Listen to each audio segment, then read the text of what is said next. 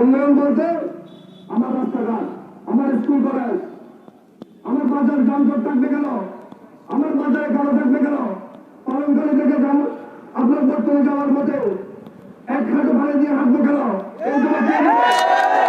সরকারের এই টাকা যায় কোথায়? কি করেন আপনারা? জনগণের সেবা করবেন, জবাবদিহি করার পরে আসবেন মাঠে। অধিকার বাস্তবায়ন পালনকালী প্রত্যেকটা শিক্ষিত সমাজ রাষ্ট্র সোচ্চার, বোকা ভাববেন না। আমরা ক্ষমতার জন্য আসি নাই, প্রত্যেকের অধিকার নিশ্চিত করতে এখানে আসছি। প্রয়োজনে রক্ত দেব, হয়তো আমার এলাকার ছেলেরা চাকরি পাবে, যারা লেবার আছে, দিনমজুর আছে, তাদের দিনমজুরে চাকরি দিতে হবে, নয়তো আমাদের জায়গা খালি করেন। যারা এই রোহিঙ্গাদেরকে এনে ব্যবসা করেছে, জামাই আদর দিয়ে এখানে লালন পালন করে খাবার দিয়ে সুস্থ ঘটনা করেছে, তাদের দিয়ে চিন্তা করেছে, এই যোগ্যতা আমাদের কাছে আছে। করবো আমরা। সম্প্রতি আমার নেত্রী কক্সবাজার থেকে আগমন যিনি করেছেন এখানে বাংলাদেশের এক উজ্জ্বল নক্ষত্র, যিনি দৃষ্টান্ত স্থাপন করেছেন, অন্যায়ের বিরুদ্ধে প্রতিবাদ করতেছেন। ওনার কাছে আমার দিনে আবেদন, পালনকালী ইউনিয়নের সমস্ত জায়গায় রোহিঙ্গাদেরকে দেওয়া হয়েছে, আমার জনসংখ্যার জায়গা তাদেরকে দেওয়া হয়েছে। আমি কাঠুরিয়া ছিলাম, আমার কাঠুরিয়ার ব্যবস্থা এখন নাই, বাগান উজাড় করে ফেলেছে। সামাজিক বলয়ের আমার টাকা ছিল, আমার শ্রম ছিল, সেই সামাজিক বলয়ের ক্ষতিপূরণ কোথায় গেল?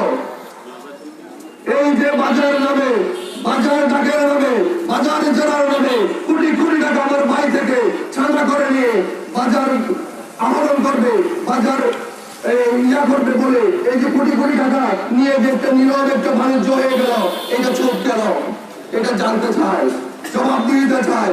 এক দল থেকে 30,000 40,000 টাকা করে চাঁদা নিয়ে প্রত্যেকটা বাজার থেকে 100 থেকে 120-50 পরিবার থেকে টাকা উঠিয়ে এই টাকা গেল কোথায়?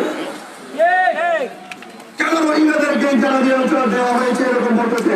আমার প্রত্যেক বিটার মধ্যে, আমার সরকারি জায়গার মধ্যে রোহিঙ্গার বসবাসের স্থান থাকলে, সুবিধা থাকলে, অধিকার থাকলে, বাংলাদেশের নাগরিক হিসেবে আমার বাবার রক্তের স্বাধীনতা অর্জন করা এই জায়গাতে আমার ক্যাট কামার করার যোগ্যতা থাকবে না কেন, অধিকার থাকবে না কেন? মাননীয় প্রধানমন্ত্রী আপনার কাছে জানতে চাই। আমি আমাদের ইউনিয়ন পরিষদ কোটি টাকা দিয়ে নির্মাণ হয়েছে। আপনি এনজিও, আপনি কক্সবাজার থেকে শুরু করে নোয়াখালী পর্যন্ত বিভিন্ন ধরনের ভবন নির্মাণ করতেছেন। আমার ইউনিয়নের চেয়ারম্যান সাহেব নাটক শুরু করেছেন, আপনার নাটক বন্ধ করুন। আপনি ইউনিয়ন পরিষদ এর জন্য নির্দিষ্ট অফিসের জন্য আন্দোলনে ডাক দেন, আমরা যদি না থাকি তবেই আপনি নাটক করতে পারবেন। আমাদের ইউনিয়ন রোহিঙ্গাদের জন্য নিরাপত্তার জন্য সেনাবাহিনীদেরকে অবস্থান করার জন্য দেওয়া হয়েছে। এই নাটক আমরা 3 বছর ধরে শুনতেছি।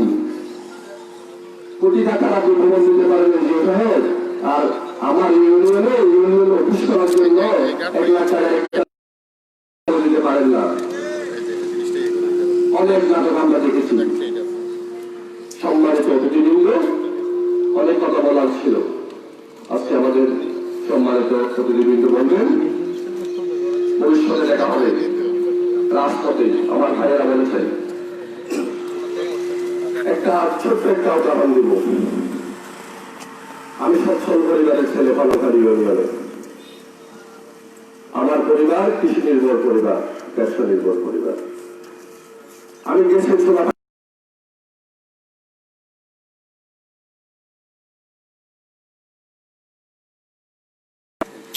পাঁচটা, যাদের তারা বন্টন হয়েছে তার আত্মীয় স্বজনের পরিবারে 10টা হয়েছে। আমার তারা হয় আমার দরকার নেই, আমি যদি যত আগে থেকে ইউজ করি। এবার আসেন স্থানীয় পরিষদ, আপনি জবাব দেবেন আপনার ইউনিয়নে কয়জন ভিক্ষা বিক্রি করে খায়? আমার ইউনিয়ন গরিব না, আমার ইউনিয়ন সচ্ছল ইউনিয়ন। আমার ইউনিয়নে প্রত্যেকটা মানুষকে আমরা শান্তিতে এবং মাথা উঁচু করে বাসার প্রত্যয় নিয়ে আমরা আজকে মাঠে এনেছি। আমার ইউনিয়নে বাড়িঘর চালিয়ে দেওয়া হয়েছে, চলে গেছে, ক্ষতিপূরণ পাই নাই। আমার প্রমাণ আছে, রাস্তার মধ্যে গড়ে উড়ে কাটতেছে। সরকার কি যাদের বাড়িঘর পাওয়া যায় তাদের জন্য ক্ষতিপূরণ রাখে না? বাড়িগুলো যায় কোথায়?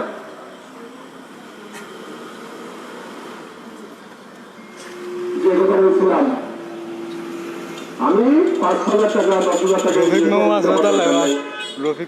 কিন্তু আমি বলবো আমি কৃষি পরিবারের ছেলে আছে, কৃষি উপকরণের জন্য বিভিন্ন ধরনের সহযোগিতা করেছে, এগুলো গেল কোথায়? কৃষকের কোথায়?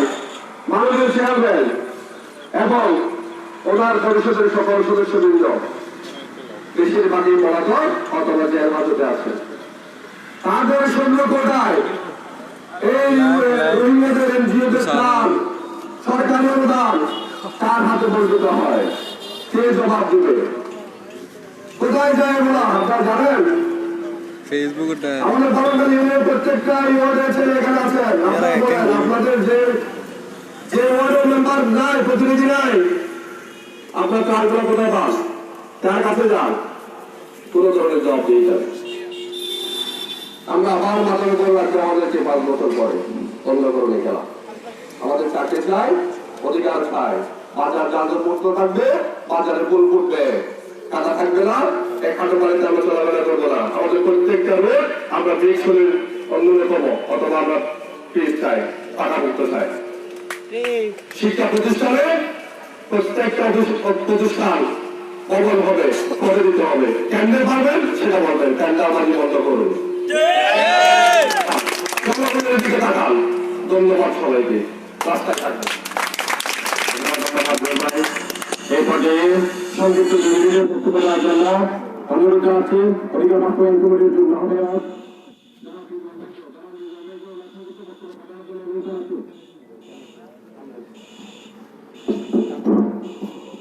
ধন্যবাদ থাকি। আজকের অধিকার বাস্তবায়ন কমিটির আলোচনা সভায় সম্মানিত অতিথিবৃন্দ এবং উপস্থিত সকল অধিকার বাস্তবায়ন কমিটির সদস্য এবং স্থানীয় জনগোষ্ঠী, আসসালামু আলাইকুম। আসলে বেশি কথা বলার সুযোগ নাই, কিন্তু আমি অতিথিবৃন্দদেরকে অনুরোধ জানাবো আজকে আপনারা চলে যাওয়ার জন্য কোনোভাবে টানানো করতে পারবেন না।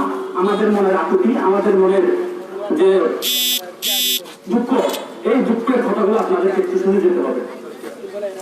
আমাদের দাবির কথা বলবো না আমি, কারণ আপনাদের প্রত্যেকের হাতে একটা করে স্মারকলিপি দেওয়া হয়েছে। আমাদের দাবিগুলো কি আজকে অতিথিবৃন্দরা জানেন। আমরা অনেকদিন ধরে দাবি কথা বলে আসছি, আজকে কিন্তু ওই দাবিগুলোর সিদ্ধান্তটা আপনারা দিয়ে যাবেন।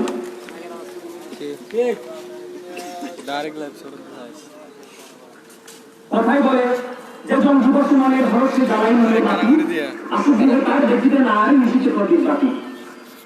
সময় যখন ছিল কিন্তু আমরা তখন বুঝতে পারিনি, হুট করে আমাদের ঘরে এসে বসেছে রোহিঙ্গা। কিন্তু এখন এসে বুঝতে পেরেছি আমাদের সময় চলে যাচ্ছে। সময়ের কাজ যদি আমরা সময় না করি তাহলে এক সময় যখন অন্ধকার নেমে আসবে তখন আমাদেরকে বাতি ছাড়া থাকতে হবে। এখন থেকে আমাদের আলোর ব্যবস্থা করে রাখতে হবে। আমি খুব বেশি মাহত কিসের অধিকারের কথা বলছি আমরা এখানে? অধিকার আদায়ের কোনো কথা বলারই দরকার নাই। কারণ হচ্ছে একটা দেশের যদি সরকার যদি না থাকে, দেশের প্রধান যদি না থাকে, তাহলে ওই দেশটি তো কোনো না কোনো একটি সরকার বা কোনো না কোনো ক্ষমতাধর ব্যক্তি এসে দখল করবে। আমরা স্থানীয়দের অধিকারের কথা বলছি, কিন্তু আমাদের স্থানীয় প্রধানমন্ত্রী এখানে নেই, স্থানীয় প্রেসিডেন্ট নাই। এখানে বলা হচ্ছে যে কি, আপনি দেখেন ইউনিয়ন পরিষদে শুধুমাত্র খননকারী ইউনিয়ন পরিষদ, আমি বলতাম যান, রাজা পালন যান, জন্ম নিবন্ধনের জন্য কোনো কষ্ট করতে হয় না, শুধুমাত্র দুটো আইডি কার্ড জমা দিয়ে দিবে। শুধুমাত্র খননকারী ইউনিয়নের লোকেরা একটা জন্ম নিবন্ধন উদ্ধার করতে 20 থেকে 30টা ডকুমেন্টের দরকার হয়। আমরা মাস্টার ডিগ্রি কমপ্লিট করেছি, এখানে আমাদের সার্টিফিকেট অনুসারে জন্ম নিবন্ধন দিতে হবে। আমরা কি এমনি এমনি লেখাপড়া করেছি? আমরা যদি বাংলাদেশে না হয়, কিছুদিন আগে আমরা এনজিও অফিস ভিজিট করেছি, তারা বলে দেখি বিভিন্ন নেতা কর্মীদের সুপারিশ, সরকারের বিভিন্ন কর্মকর্তাদের সুপারিশের কারণে আমরা অধিকার বাস্তবায়নের কথা তো আমলে নিতে পারি না। এখন কথা হচ্ছে আমার ইউনিয়নের মানুষের অধিকারের খর্ব হচ্ছে, অন্যান্য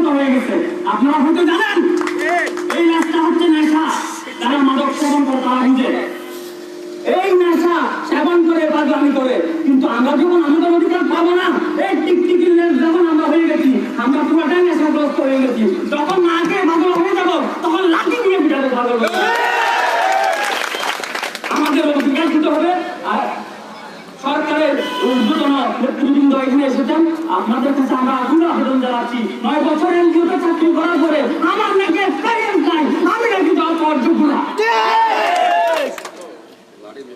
এই অনুরোধ জানাচ্ছি, আমরা পালনকারী ইউনিয়নের অসহায় এই শিক্ষিত ছেলেরা একটা চাকরির জন্য, একটা ভালো অধিকার বাছায় রাখার জন্য আজকে এই আয়োজন। ধন্যবাদ সবাইকে। ধন্যবাদ রিজওয়ান ভাইকে তার গুরুত্বপূর্ণ বক্তব্য পেশ করার জন্য।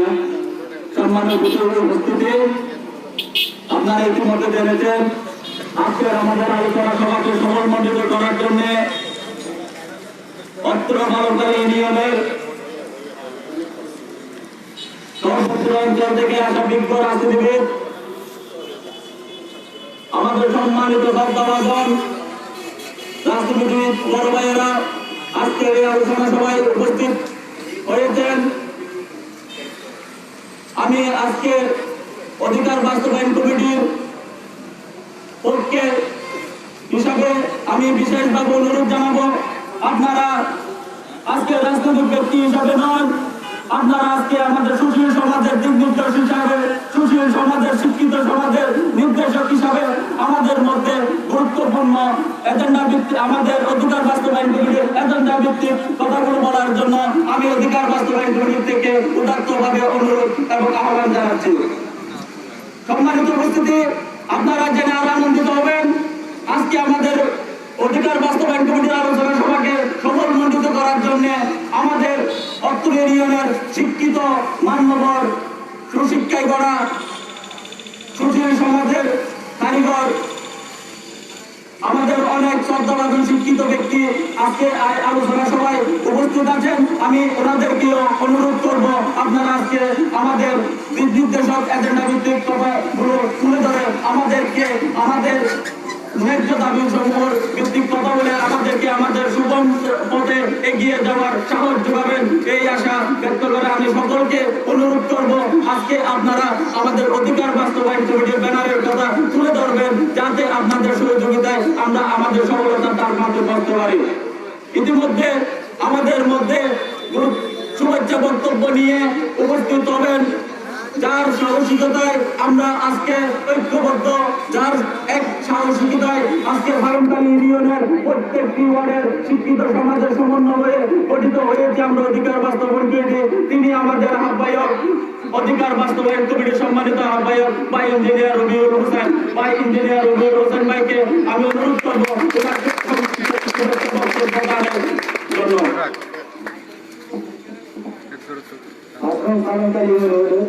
শিক্ষিত যুবকদের সমন্বয়ে গঠিত সংগঠন অধিকার বাস্তবায়ন কমিটির শুধু আয়োজিত আজকের আলোচনা সভায় উপস্থিত সম্মানিত অতিথিবৃন্দ এবং উপস্থিত সকল সদস্য ও শুভাকাঙ্ক্ষী বৃন্দ, শুরুতে আমি সালাম জানাই, আসসালামু আলাইকুম। প্রায় 15 লাখ রোহিঙ্গাদের আশ্রয় দেওয়ার ফলে উকিয়া কেন্দ্রবাসী আজ নানা দিক থেকে ক্ষতিগ্রস্ত, বঞ্চিত, প্রতারিত এবং এনজিও নামক শোষণ যন্ত্র দ্বারা আমরা শোষিত। চাকরির নিয়োগের ক্ষেত্রে নীতির কথা বলে বৃহত্তর চট্টগ্রামকে আমাদের গাড়ি ছাপিয়ে দেওয়া হচ্ছে। মানবতা দেখাতে আজ আমরা বসে ক্লান্ত। রোহিঙ্গাদের সাথে আমরা চরমভাবে অতিষ্ঠ, আমরাও মানুষ, আমরা আসতে চাই, ভাষার অধিকার আমাদেরও আছে, তাই সংশ্লিষ্ট কর্তৃপক্ষের ক্ষতিগ্রস্ত কমিউনিটির আওতায় করা হবে তার ভৌগোলিক ম্যাপ অথবা সীমানা নির্দিষ্ট করে আমাদের অধিকার ফিরিয়ে দিবেন। স্থানীয়দের জন্য এনজিও বরাদ্দের 30% ঘোষণা থাকলেও তারা বাস্তবায়ন হচ্ছে না, তারপর দুর্নীতি হচ্ছে, আমরা সঠিক বাস্তবায়ন চাই। চাকরি নিয়োগের ক্ষেত্রে স্থানীয়দের অগ্রাধিকার ঘোষণা থাকলেও আজ আমরা বঞ্চিত, অথচ রোহিঙ্গা অধ্যুষিত এলাকার 52 মোটা এবং 34টা রোহিঙ্গা ক্যাম্পের মধ্যে 34টা রোহিঙ্গা ক্যাম্পের মধ্যে 27টি রোহিঙ্গা ক্যাম্প এই ইউনিয়নের আওতায় রয়েছে, যেখানে অন্তত 7.5 লাখ রোহিঙ্গা বসবাস করছে এবং যেখানে কমপক্ষে 30,000 চাকরিজীবী রয়েছে। অত্যন্ত দুঃখের বিষয়, অত্যন্ত আগামী ইউনিয়নের শিক্ষিত ছেলে মেয়েরা চাকরি করছে শুধুমাত্র 330 জন। আর এইসব দাবি নিয়ে সরকার ঘোষিত নির্দেশিত এইসব দাবি নিয়ে আমরা প্রাইম মিনিস্টারের কার্যালয়, ত্রিপুরাসি, ডিসি অফিস, ইউএনও মহোদয় এবং সকল এনজিও অফিসে স্মারকলিপি প্রদানের মাধ্যমে আমরা আমাদের দাবি সমূহ বাস্তবায়নের জন্য আহ্বান জানিয়েছি এবং ফরওয়ার্ড করছি। আর ফরওয়ার্ড স্বরূপ আমরা বিভিন্ন ক্যাম্পের এনজিও অফিস ভিজিট করছি। ভিজিট করার পর আমরা দেখতে পাচ্ছি খুবই দুঃখজনক, প্রত্যেকটা ক্যাম্পে প্রত্যেকটা এনজিও অফিসে 90 থেকে 95% ভলান্টিয়ার ফেসিলিটিস এরিয়াতে কাজ করছে, যাদের বেতন 16,000 থেকে 30,000 পর্যন্ত, এবং তারা রোহিঙ্গারা এনজিও আইডি কার্ড ব্যবহার করছে এবং প্রায় এনজিওতে 15 থেকে 20 জন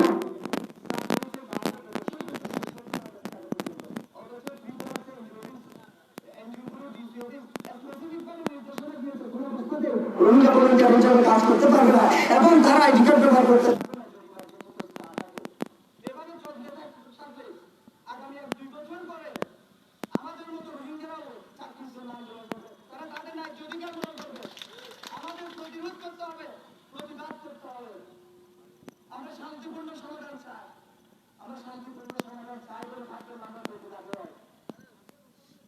স্বাধীনতা সংগ্রামের মাধ্যমে আমরা আন্দোলন সংগ্রামে আশা করি আজকে বাংলাদেশ আমরা হাইকোর্টে আমাদের দাবি সমূহ নিয়ে রিট করেছি। আগামী 27 দিনের মধ্যে শুনানি হবে। আমরা আইনগতভাবে আমাদের কাজ চালিয়ে যাচ্ছি। আমরা শান্তিপূর্ণভাবে আমাদের আন্দোলন আগামী 2 মাস পর্যন্ত চালিয়ে যাব।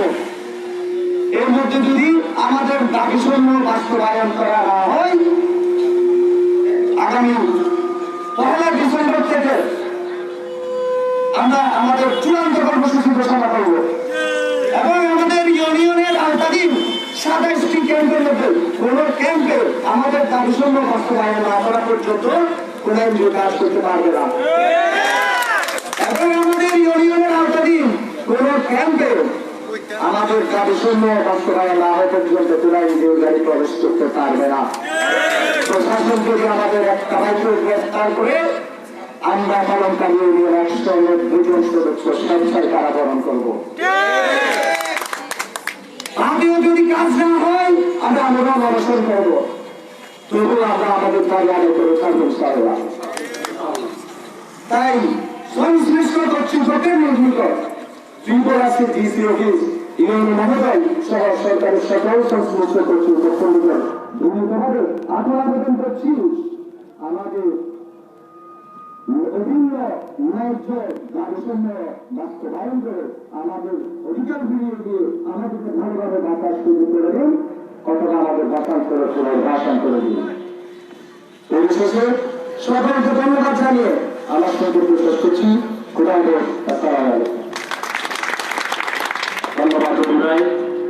এর মাঝে আমাদের সামনে গুরুত্বপূর্ণ বক্তব্য নিয়ে আসবেন জনাব মাস্টার মুজিবুল হক, শিক্ষক মেয়রবাজার উচ্চ বিদ্যালয়, শিক্ষক মেয়রবাজার উচ্চ বিদ্যালয়। জনাব মাস্টার মুজিবুল হক, শিক্ষক মেয়রবাজার উচ্চ বিদ্যালয়।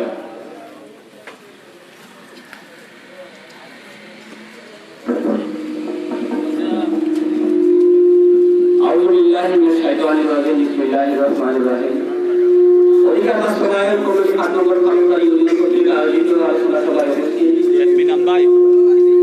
কক্সবাজার জেলা থেকে আয়োজিত মান্যবর অতিথি উসমান সরোয়ার মহোদয়ের সুযোগ্য কন্যা জনাব নাজরিন সরোয়ার কাবেরী মহোদয়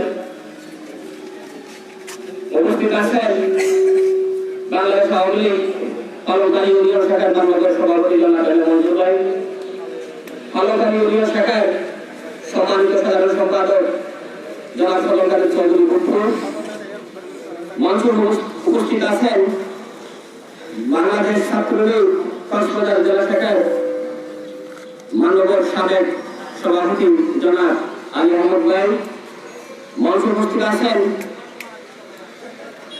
চট্টগ্রাম আদালতের মান্যবর অ্যাডভোকেট বিশিষ্ট ব্যবসায়ী,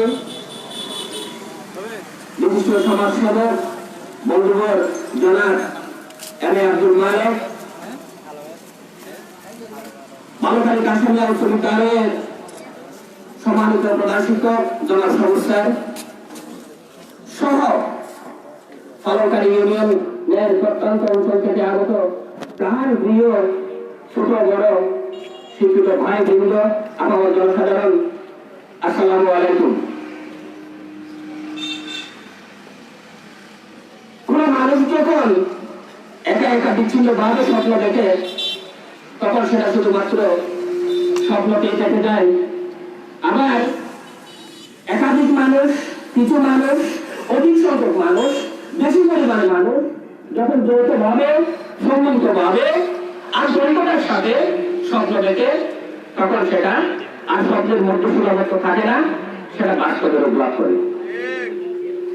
সম্মানিত অতিথি মহোদয়, বিশেষ করে কক্সবাজার থেকে আগত আমাদের সম্মানীয় মেহমানদের দৃষ্টি আমি আকর্ষণ করছি। আমি একটু সময় বেশি নিব। আমাদের বালুখালী ইউনিয়নের আসামের জনসাধারণের পেশাটাকে আমি একটু স্পষ্ট করে তুলে ধরার জন্য এই উকিয়া টেকনাফ কক্সবাজার অর্থাৎ আরাকান সড়কটাকে আমি সীমানা ধরে পশ্চিম পাশ এবং পূর্ব পাশ আমি দুই ভাগ করে যদি আমি একটু বিভক্ত করে দেখাই, পেশাটাকে, মানুষদের পেশাগুলাকে স্পষ্ট করে তুলে দেওয়ার জন্য, পেশাগুলাকে তুলে ধরে ওই পেশাগুলাকে নির্ভরশীল জনসাধারণ আমরা কিভাবে বঞ্চনার শিকার হয়েছে, অবহেলার শিকার হয়েছে, পেশা হারিয়েছি, তখন আমরা সেটাকে যাবো। রাস্তার পশ্চিম পাশের মানুষদের পেশা যদি আমরা দেখি, আমরা অসংখ্য মানুষ আমরা করতাম কি, বল থেকে আমরা জ্বালানি কাঠ আহরণ করতাম, স্থানীয় বাজারে বিক্রি করতাম, রুই চাষা করবে।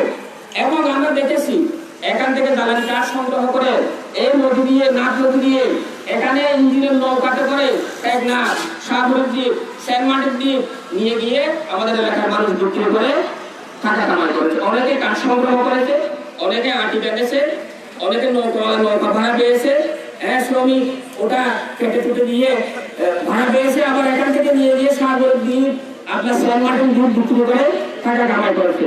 আমার বাবাও কিছুদিন এটা এখান থেকে লাঠি কিনে শাহপুরের দ্বীপ করে লাঠি নিয়ে গিয়েছে।